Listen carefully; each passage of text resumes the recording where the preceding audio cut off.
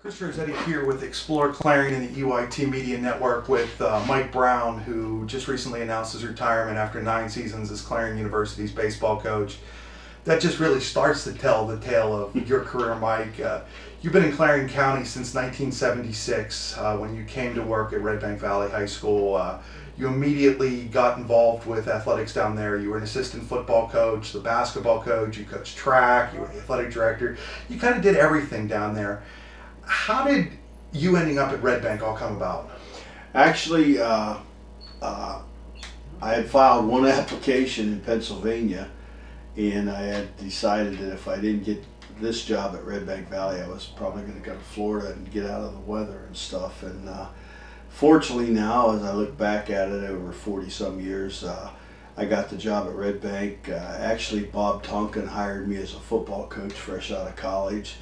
I started 75, 76 school years of football, and then that spring in 1976 I took the head track job after Gene Rakowski retired from it. And since that time, counting a couple years I spent in Pittsburgh coaching, 43 years is coming to an end. I didn't expect it would come this time, but it was just time. As you look back on your coaching career, what's the thing that you're most proud of as a coach?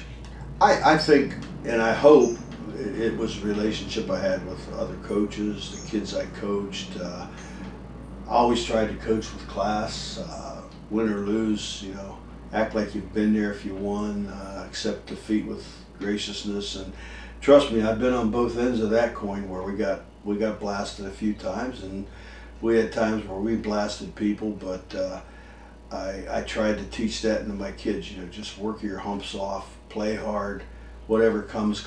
We don't have control of anything other than what we do best, and that's pretty much how I coach. Let's do best what we can do best.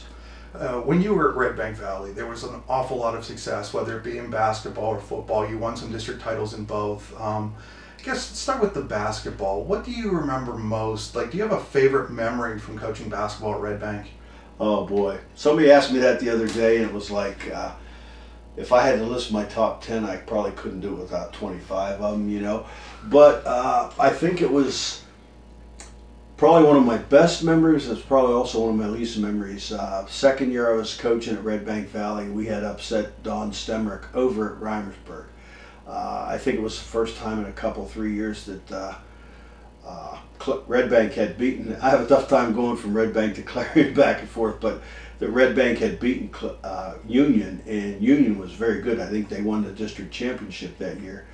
But that same night, about midnight, one of my players got killed in a car wreck over in Reimersburg. He was staying with a cousin. He got killed that night. So a highlight and a low light at the same time. And I had some teams in the early 80s.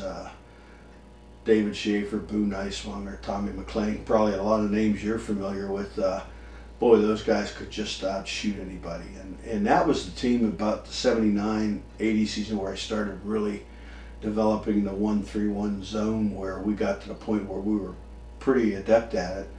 And Dick Taylor, who got inducted to the Hall of Fame here a couple springs ago, I went up and said hi to him. He goes, "I will never forget you in that damn 1-3-1 zone." And I thought, hey, you know, we made a mark with that. And the teams I had in the 90s, you know, we had 7 in a row that went to the playoffs, and 2 of them were very, very good. The 90 and 91 teams that won the, or 91 and 92 teams that won the KSAC championship, or back then it was the CCL, where there were some pretty doggone good teams, you know. And we went 18-2 the first year in 91, and everybody thought that was a one and done. And then the next year came back and they went 17-1. They're 2 different teams. The first team would just do everything they could to outscore you.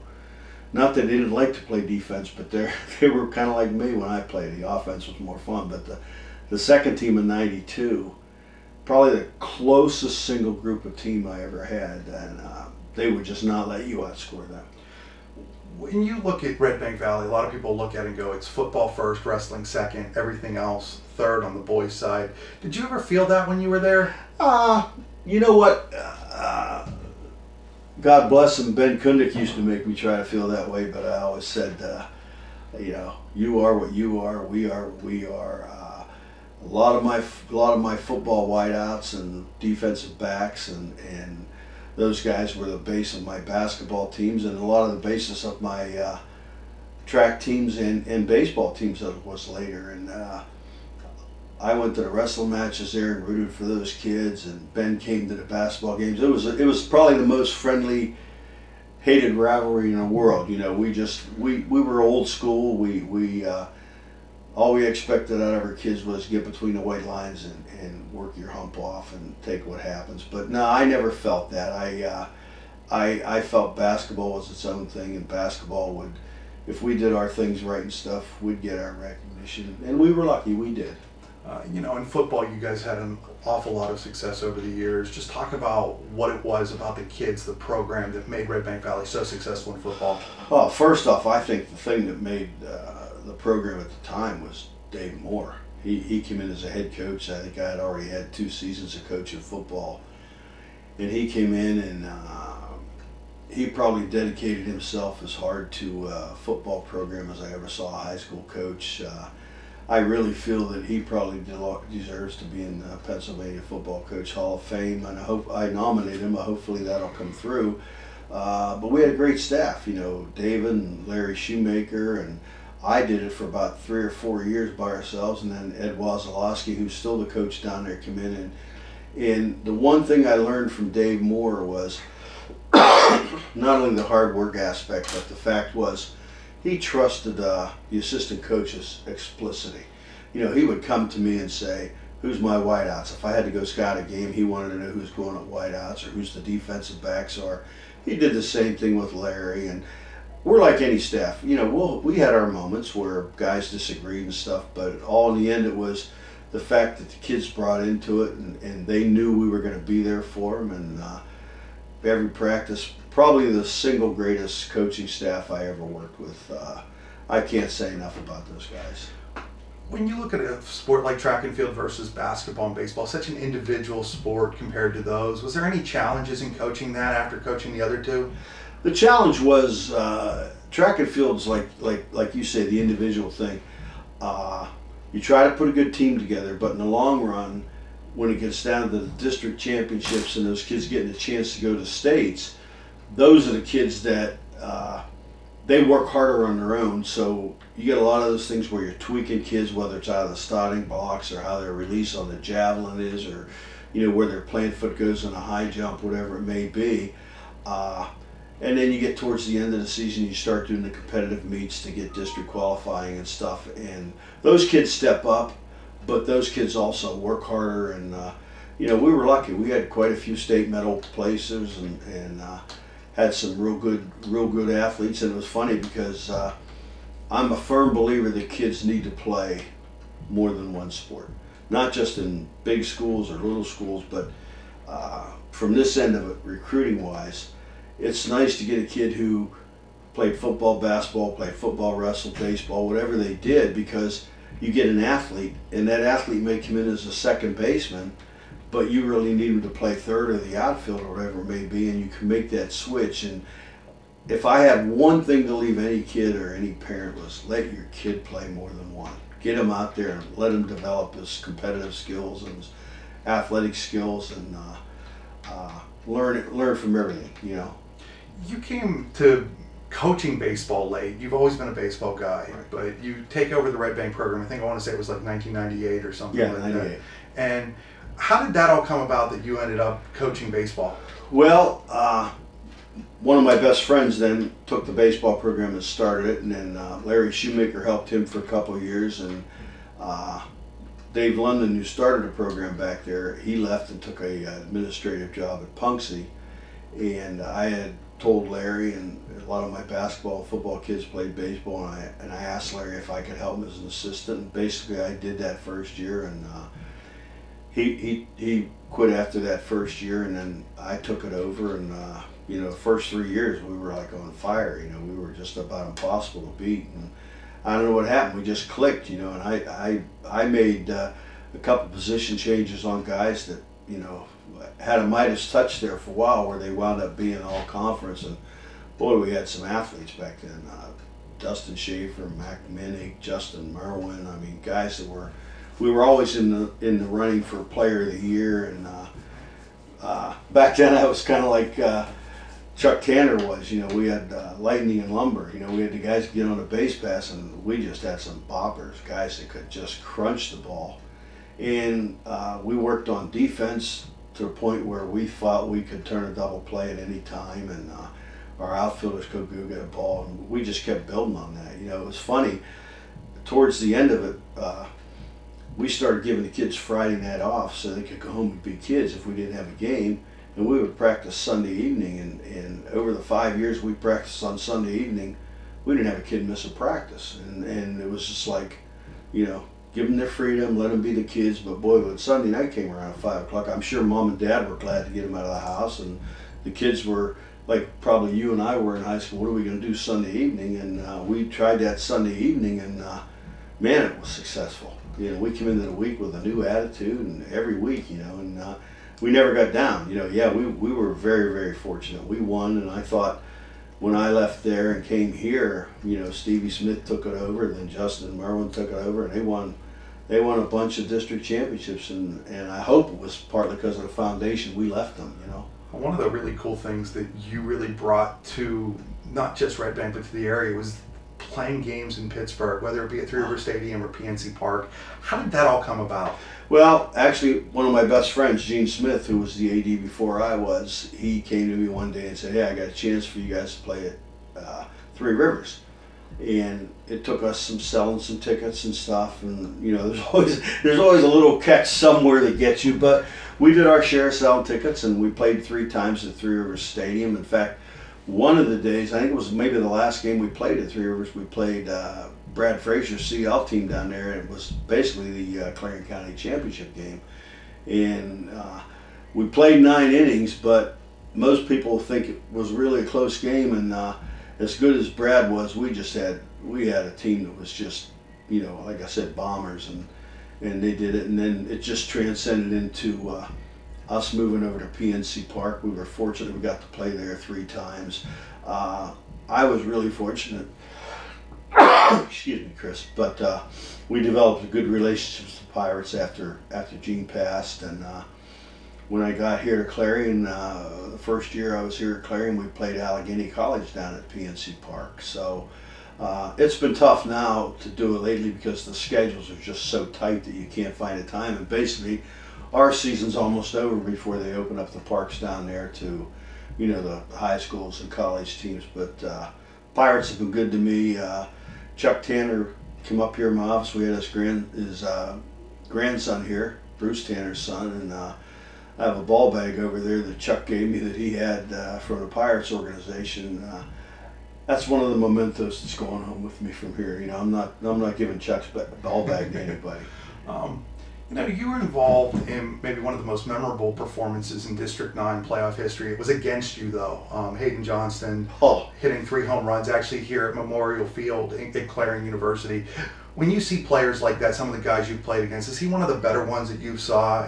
Hayden was special. Hayden was a heck of a kid. In fact, his older brother Jordan and I are good friends. We see each other weekly because his son and my grandson play on the same team. But you know, that game, it was a funny game because I think we had jumped up 2-0. Then Hayden hit his first home run, and they tied it up 2-2. Then the next inning we got 1 back, and then Hayden unloaded a bomb to center field. You know, boy, it's funny how those games play back, but he unloaded a bomb, and then they got up 7-2 on us, and come up in the, I think it was the bottom of the 6th, he got up his last time, and I walked out to the mound, and I said to my pitcher, "What do you want to do?" He goes, "I want to face him." I said, "Okay." I said, "That's all I want to hear. I didn't want you to tell me you wanted to walk him. I didn't want you to tell me you were afraid to face him. Just give me your best shot." Well, he did, and it went about 420 feet away from home plate. But, you know, the next year, we played CL at Red Bank in a regular season game, and Hayden came up, 2nd and 3rd occupied. And Brad will tell you this, you know, because I walked Hayden to load the bases, and the kid hit into a double play. The next kid up hit into a double play, and Brad told me, I told Hayden, he's not letting you hit, you know that, you know. And but I'm good friends with Hayden, his mom and dad, Mike and Tracy. We've been good friends, you know. And I like to think that all the guys that played against me, that got to know me a little bit, whether through All-Stars or multiple seasons of competition, you know, I don't think I've ever had a kid from another school, you know, talk nasty to me or stuff. And like I said, I tried to do things with class, both with you guys here at the SID and you know, newspapers and stuff, umpires, you know, and with the kids especially. Tried to let them know that I appreciated everything they did for me. You know, you became athletic director in a really sad way. You know, I actually saw Gene Smith that day at Three River Stadium and got the call the next day that he had died. You know, it was stunning to me as just a younger reporter here, had only known Gene for a couple of years. That had to have just been such a heartbreaking time at Red Bank Valley. It was tough. I had just come out of the driver ed car because it was right before we were getting ready to start football and the season and all that stuff. And I had been Gene's, like, I'll call it a quasi-assistant, because Gene was like, you know, Brownie, I got a pirate thing, can you take the game tonight? And I did all that stuff, and I knew everything going on. I did a lot of the scheduling and stuff. I mean, he basically hand-fed me, and John Cornish, who was the superintendent at the time, came in, and I was just walking up the sidewalk, and he goes, Brownie, Smitty died. You know, it's like, it didn't hit me right away what Smitty he meant, you know. And we had a couple other Smitties in the district, and I thought maybe it was one of the older ones, and he said, no, Gene. And I remember sitting on the curb right by the entrance to the gym. I must have sat there by myself for 40 minutes. And then I went back in the office, and Dr. Cornish said to me, you know what you got to do? And I said, yeah, I'll call people, and I'll let them know. And I did that, and I did a lot of stuff, baptism by fire. But he trained me very well. He trained me very, very well. He was, if there was a practical joke going on at Red Bank Valley, it was Smitty and I. You know, whether it was doing the ID pictures that a monkey face would pop up after that person got their picture taken or whatever else. And he'll always be part of my heart and part of my soul. You know, you retire, you come up here, you help Scott Feldman at Clarion University, and then Scott leaves and you decide to go for the job. You know, you probably didn't have the wins and losses that you would have liked to have had, and you know, a lot of that obviously has to do with the funding of the baseball program here. How did you personally deal with some of those type of things? The kids, the absolute kids, the kids that I recruited that came here to play for me. Before I ever took the job, I called all the kids that had played for Muttley and I his last year and asked them if they were okay if I took the job, and to a man they were all happy. They all came back that next year and played, and you know, we struggled. I mean, you know, I had a little different offensive philosophy than Muttley had. I think we both had the defensive philosophy, play defense like you do, like you're on offense. You know, you play aggressive and you make things happen on defense. And but the kids here were good kids. They came trusting me. You know, we always, every year we went by and beat somebody no one in the world expected we could beat. You know, I can go back through and say when we upset Slippery Rock back then, or we upset Cal, or this past year when we got Seton Hill, who, you know, went to the World Series, and we, you know, we went out to Millersville, who won the World Series that year, and beat them 1-0 on a one-hitter from our guy and a one-hitter from Millersville. Unfortunately, Billy Hassan jacked one, and it was a 1-0 game. And, you know, probably, you know, I can go down through the list of guys that have played for me, and it's amazing as I go down through my whole spiel of 44 years, or 43 years rather, and I can list the guys that coached for me that, you know, whether they were assistants or helped me out one way. In fact, one of my oldest son-in-law, who teaches at Clarion, was one of my assistant baseball coaches, and he wound up marrying my oldest daughter, and it's Pretty athletic family. You know, maybe the one year here that you wish you maybe had a little bit more pitching. I think it was 11 or 12. You had John Kemmer, Matt Rossi, Jericho Wetzel on offense. You know, just talk about, when did you realize, you only got to coach John 1 year. When did you realize he had a real shot at making something in professional baseball? I knew the day I went to see John at Clarion High School, and he committed to me. But he went to Allegheny College in Maryland for a couple of years, and I knew because I coached against John in high school, and I watched him hit, and he had the tools, and he had a great teacher, Ed, his dad, who just, you know, knew what it took to get to the next level, and he instilled that work instinct in John, and John never comes home without giving me a call, and we talk about things, and I'm proud as heck he played here. I think that was the 1 year, if we had maybe 1 or 2 more pitchers, we could have caused some damage, because we were a team that was tough to not hold down scoring. But I think the biggest problem we've always found here is we can put 9 guys out there who can compete, but when it comes to that big pinch hit, or the guy that needs to close, or the extra pitcher you need because you're playing a bunch of games in a row, we always came up short because the other guys had a little bit more money to work with. When you look at your career, obviously without your wife Diana, it doesn't happen. Talk about the support that she gave you and all of this. You have 3 kids and you're coaching and all of that. Yeah, it's boy, the dust must be crazy. But my wife, she married a coach. Thank God she knew that coming in. I wouldn't be here where I'm at right now without her support. She pretty much helped raise the kids when they were young, and they were gym rats. I can remember the 2 oldest ones coming to the gym with me when they were 3 and 4 years old, and they could dribble a basketball and shoot a basketball with other kids who were still playing with Cabbage Patch Kids and stuff. But she supported me in everywhere. The hardest thing I asked her to do was support me in this decision to retire, and it's a sad day, and I'd be dishonest if I didn't say I was sad, but at the same time, I've been fortunate that all my stages of my career, my life, you know, ended in a happy way. And the funny thing is, I can honestly say this, maybe I should have been fired, but I coached for 43 years and never got fired from a job, so that's pretty lucky. But my 3 daughters, Carrie, Erin, and Moira, they were with me the whole way. Funny story, I'll tell you this.